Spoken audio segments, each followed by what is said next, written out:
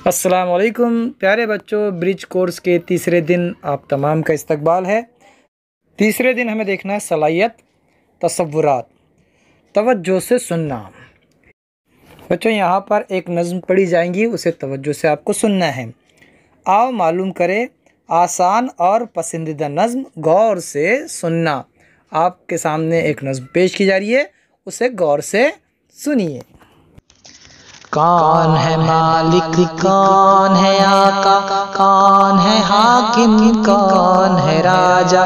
बोलो बच्चों अल्लाह अल्लाह, बोलो बच्चों अल्लाह अल्लाह। चला रहा है कौन हवाएं, उड़ा रहा है कौन घटाए। चला रहा है कौन हवाएं, उड़ा रहा है कौन घटाए। बोलो बच्चों अल्लाह अल्लाह, बोलो बच्चों अल्लाह अल्लाह। कहो कौन बादल बरसाए, कौन जमीन से अनाज उगाए।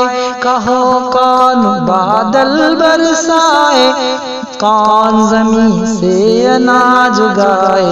बोलो बच्चों अल्लाह अल्लाह, बोलो बच्चों अल्लाह अल्लाह, बोलो बच्चों अल्लाह अल्लाह, बोलो बच्चों अल्लाह अल्लाह।